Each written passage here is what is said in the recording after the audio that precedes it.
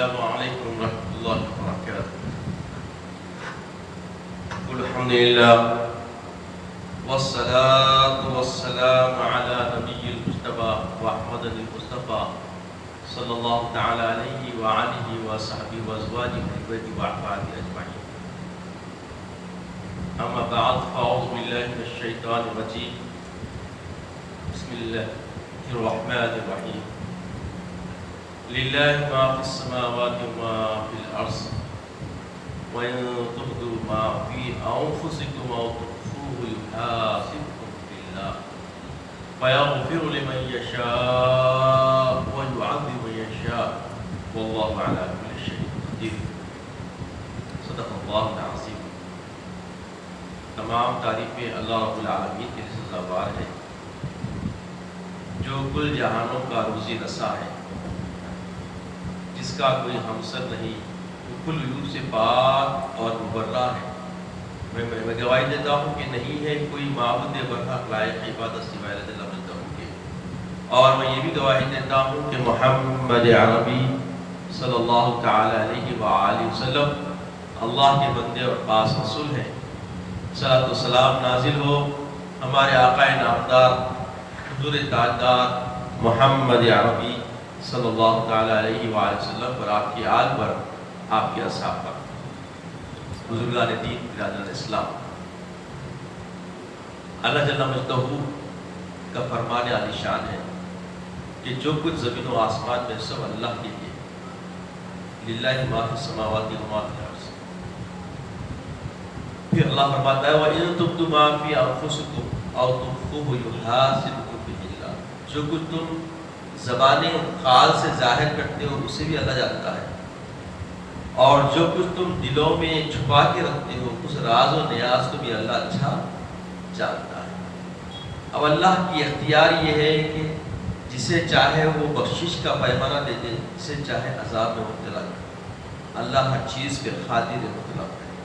اللہ کا اختیار، کوئی اس کا مداوع نہیں، کوئی اس کا بدلہ نہیں، کوئی اس کا حق نہیں.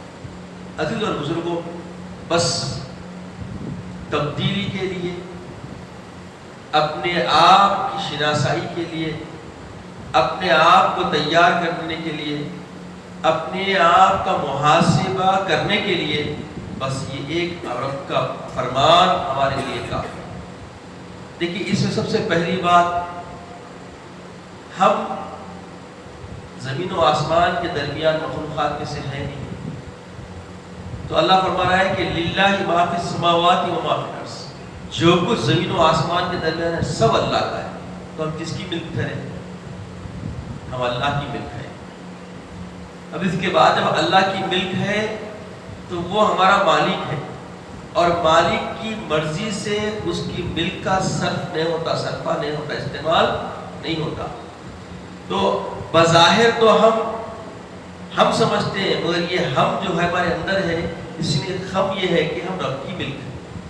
یہ سمجھنے کی ضرورت ہے. اس لیے اللہ کے حبیب نے فرمایا کہ سب سے پہلے اپنی حقیقت کو سمجھو. جو اپنی حقیقت کو سمجھ لیا، شناسا ہو گیا اپنے آپ کا، من عرف نفسہ فقد عرف ربہ. تو خود شناسی سے رب شناسی ملتی ہے.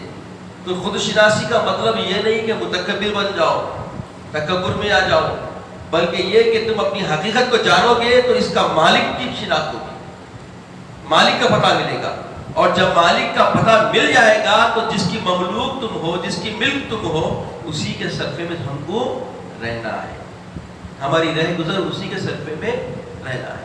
اب اللہ تعالیٰ ملک تو بنا لیا، ساتھ میں یہ بھی بتا دیا کہ تم ظاہر کیا کر رہے ہو اس سے بھی اللہ واقف، اس سے بھی اللہ واقف.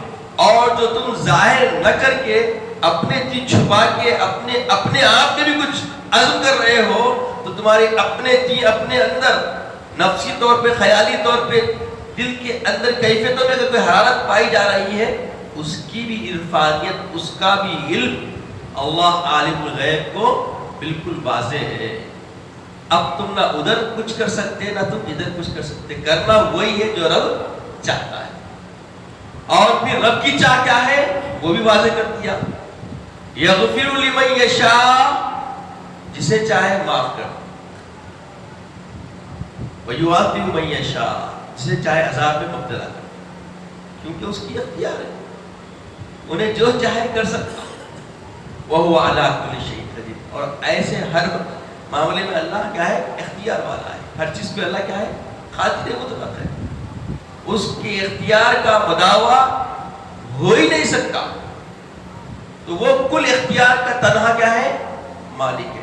تو عزیز و بزرگوں، ہم چاہیں گے کہ ہم جب اس کی مملوک ہے ہم، تو اس کی رضا جوئی ہمارا خرین حیات ہے۔ جیسا کہ پچھلے جمعہ آپ نے سنا، یہ سارے جتنے جو معاملات ہیں یہ سکے کو ہو رہے ہیں، ہم اپنا محاسبہ نہیں کرتے۔ حاسب قبل ان تحاسب، قبل اس کے تمہارا محاسبہ کیا جائے، اپنا محاسبہ خود کر دیں۔ جب ہم اپنا محاسبہ کرنا شروع کر دیں گے تو کوئی ڈگر، کوئی ایسا ہم راہ اختیار نہیں کریں گے جس میں اس کی عدم رضا ہو۔ اور اللہ کے حبیب صلی اللہ تعالی علیہ وسلم سے بیشتر جتنے انبیاء آئے سب نے اس کی رضا جوئی کا خریدہ بتایا، اور حبیب پاک نے کامل کر دیا۔ حبیب پاک صلی اللہ علیہ وسلم کی حیات کیا ہو گئی؟ کامل ہو گئی، آپ نے کوئی چیز چھوڑی نہیں۔ الحلال بین والحرام بین بینہما مشتبہات، حلال حرام کو بالکل کھول کھول کے پیارے آقا نے بیان کر دیا۔ اب جو مشتبہات ہے اس سے ہمیں بچنا ہے۔ تو اب جو ہم پر حالات محیط ہو رہے ہیں، گھیر رہے ہیں، ان حالات سب سے پہلا کام، پچھلے جمعہ بھی میں نے آپ کی گوش گزار کیا، اس جمعہ میں گوش گزار کر رہا ہوں کہ سب سے پہلا کام کیا ہے؟ اپنے آپ کی تیاری۔ بھائی، بابا، اماں، جورو، بچے، یہ دوسرا آپشن۔ پہلا آپشن خود سے شروع کرنا ہے۔ نماز کے پابند ہم ہیں، کیونکہ جب تک رب کی یاد نہیں ہوگی، رب کے حضوری سمجھنے کا تخیل آپ کے اندر اجاگر نہیں ہو سکتا۔ پچھلے جمعہ نے آپ نے سنا خشیت، اللہ کی خشیت کے بارے میں، اللہ سے ڈرتا ہے، ٹھیک ہے؟ تو ڈر کا معاملہ کیا ہوگا؟ تو پہلے سمجھو کہ پہلے رب کو سمجھو کہ رب ہے کیا۔ ڈرنا کہیں کو ہے؟ اس کی ملک ہے بھائی، چاہے تو وہ عذاب دے دے، چاہے تو وہ ہم کو معاف کر دے، اس کے اختیار سے ہی سب ہونے والا ہے۔ اس کے اختیار کے بغیر نہ جنت نصیب ہوگی نہ دوزخ نصیب ہوگی۔ جنت دوزخ کا فیصلہ بھی کون کرے گا؟ جس کی ہم ملک ہے۔ اور اس نے ایک نظام زندگی دیا، کہا کہ دیکھو یہ دوزخ جنت کا فیصلہ کرنے کا معاملہ بھی میں نے ایک نظام کے تحت رکھا ہے۔ وہ نظام کیا ہے؟ زندگی اور موت۔ سب سے پہلے دو کنارے بتا دیے، زندگی اور موت۔ الذی خلق الموت والحیات لیبلوکم ایکم احسن عملا، یہ دونوں کے درمیان آزمات اللہ تعالیٰ، لیبلوکم، تم کو آزمایا جائے موت حیات کے بیچ میں، کیا وہ آزمایا جائے؟ ایکم احسن عملا، تمہیں بہتر عمل کون کرتا ہے۔ احسن تقویم، ہر زاویے سے اللہ نے سب سے بہتر بنا دیا۔ پھر اب چاہتا یہی ہے کہ بہتر بنا کے بھیجا، بہتر حالت میں بھیجا، بہتر حالت میں بہتر بنے ہوئے بھی لوٹنا ہے۔ اِنَّ لِلَّهِ وَإِنَّ إِلَيْهِ راجعون کی وہ کیفیت میں آنا ہے، تو وہ کیفیت ملتی کیسے؟ آزمائش میں ہم کامیاب ہوں۔ یہ آزمائش رب کی ہے، اور یہ آزمائش کئی کی ہے؟ صرف دو چیزوں کی ہے، اچھا اور برا۔ ایکم احسن عملا، کون اچھے عمل کرتا ہے؟ اچھا عمل کیا ہے بھائی؟ اچھا عمل کیسا کرنا؟ اچھا عمل کرنے کا طریقہ کیا ہے؟ لَقَدْ كَانَ لَكُمْ فِي رَسُولِ اللَّهِ أُسْوَةٌ حَسَنَةٌ، سب سے بہتر تمہیں زندگی کا قرینہ، طریقہ، منہج، سبیل، راستہ چاہتے ہیں؟ میرے حبیب کی حیات طیبہ ہے، میرے حبیب کی حیات اکمل ہے، بس اس کو نمونے حیات بنا دو، اور اس کی طرح کیا کرو؟ اپنے زندگی کو گامزن کر دو، اس کے تحت کر دو، اسی پر چلو، اسی روش پہ زندگی گزار دو۔ تو حبیب پاک کی زندگی کا قرینہ کیا ہے؟ آپ الحمدللہ 15-20 سال سے اسوے رسول پر ہی سن رہے ہیں۔ ہر میری تقریر کے عنوان کی بنیاد، اساسیت، بیسیکلی جو معاملے ہوتے ہیں وہ ارد گرد حبیب پاک کی اسوے پر ہی رہے۔ دیکھیے آپ، تو حبیب پاک کا اسوہ آپ سن رہے ہیں کیا ہے؟ حبیب پاک صبح سے لے کے شام تک کیسے زندگی گزارتے، اللہ سے غفلت کرتے تھے کیا؟ بتائیے۔ اللہ کے حبیب علیہ السلام ہر لمحہ ہر گھڑی اللہ کی یاد میں رہتے ہیں۔ جب اللہ کی یاد میں رہیں گے تو اللہ کے امر کے خلاف کوئی قدم اٹھے گا ہمارا؟ بولیے، بالکل نہیں اٹھے گا۔ تو ہم کو کرنا کیا ہے؟ ہم حقیقت میں اپنے آپ کو سمجھیں گے ہم اللہ کی ملک ہیں۔ اب جب اللہ کی ملک ہے، ہم اللہ کی مملوک ہے، تو ہم کرنا کیا ہے؟ جو رب چاہتا ہے وہی کرنا ہے۔ رب کی چاہ کیا ہے؟ سب سے پہلے ہم اپنے آپ کو احسن خصلتوں سے معمور کریں اور رذیل خصلتوں سے عاری کریں، خالی کریں۔ اپنے یہ جو کوزہ ہے اپنی زندگی کا، تالو سے تلوے تک، اس میں رذیل خصلتیں بھری ہوئی گھٹ گھٹ کے، جیسے بتایا غیبت، چغلی، موقع ملتے کہ کس کے خلاف بغاوت، یہ صاف نکال کے پہلے پھینکنا ہے۔ اور پھر کیا رکھنا ہے؟ حسن ظن، اچھی گفتگو، اچھے معاملات، دوسروں کو تکلیف دینے سے بچنا اور بچانا، ہر ایک کی خیر خواہی میں رہنا، کوئی ظلم زیادتی ہو گئی عفو درگزر کرنے کی کوشش اور استقامت اپنے اندر لانا۔ یہ آسان کام نہیں ہے، تبھی تو آزمائش کہا گیا۔ آسان ہوتا تو آزمائش کیا ہوتی ہو؟ لیبلوکم ایکم احسن عملا، اللہ فرمایا کہ اس لیے کہ یہ ذرا مشکل ہے، کیونکہ تم کو ڈالا اس میں گیا جہاں پہ یہ بار بار رذیل خصلتیں تمہیں ارد گرد گھیری ہوئی ہوگی، ان میں احسن خصلت سے اپنے آپ کو نمایاں کرنا ہوگا۔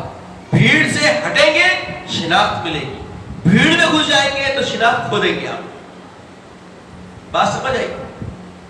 کفار و مشرکین کو دیکھ کر، یہود و نصارہ کو دیکھ کر ان کے طرز پہ جئیں گے، تمہارا تشخص ختم۔ تم اسلامی کردار، اسلامی شیعات، اسلامی شعور، اسلامی طبع، اسلامی مزاج، اسلامی خیال و تخیلات کے ساتھ جب آپ نکلیں گے تو تمہارا تشخص خود بخود نکلے گا کہ یہ نبی پاک علیہ السلام کا شہدا ہے۔ تشخص بن رہا ہے۔ تو استثنائیت کس بات کی ہے؟ اس بات کی نہیں کہ تم مخالفت کرو، اس بات کی کہ تم اسی راہ پر چلو جس راہ کے چلنے کے لیے تم کو بنایا گیا۔ آج ہم راہوں سے غفلت برت رہے ہیں، ہم راہوں سے گمراہ ہو گئے ہیں۔ تو عزیزوں اور بزرگوں، اپنی صحیح راہ کی طرف ہمیں آنے کی ضرورت ہے۔ اور اس وقت جو کچھ بھی حالات بن رہے ہیں، یہ سارے ہمارے امتحان کی انتہا کی طرف کو لے جا رہے ہیں، اور ہمیں اس میں کامیابی اسی وقت ملے گی جس کی فکر، جس کی توجہ دہانی آقا دو جہاں محبوب خدا نے ہمیں فرما دی، اس کو غور کریں اور اسی پر ہم اپنے آپ کو گامزن کریں اور اسی طرف اپنا رخ رکھیں اور اسی طرف اپنا تجسس رکھیں۔ تو یقین جانیے اس بات کی ضمانت ہے، نہ دنیا سے رسوائی ملے گی نہ آخرت میں رسوا ہوں گے۔ تو اللہ تعالیٰ سے دعا ہے کہ یا الہ العالمین ہمیں نیک توفیق عطا فرما، نیک ہدایت عطا فرما۔ مولا ہم تیری مملوک ہے، مولا تیری ملک ہے، مولا ہمیں جیسا چاہے تصرف کرنا تجھے اختیار ہے مولا۔ بس مولا تیری رضا جوئی کرنے والا، تیری رضا کو سمجھنے والا، تیری مرضی کے مطابق زندگی گزارنے والا بندہ بنا دے، تیرے محبوب کا سچا شیدائی بنا دے، کردار و معاملات سے تیرے محبوب کے شیدائی نظر آئے، وہ زندگی کا خرینہ وہ طرز عطا فرما دے، عزت کی زندگی عطا فرما، خاتمہ بالخیر فرما، وقت نہ کلمہ طیبہ عطا فرما، اپنے حبیب پاک صلی اللہ علیہ وسلم کا دیدار عطا فرما۔ سبحان اللہ و بحمدہ، سبحان اللہ العظیم، والحمد للہ۔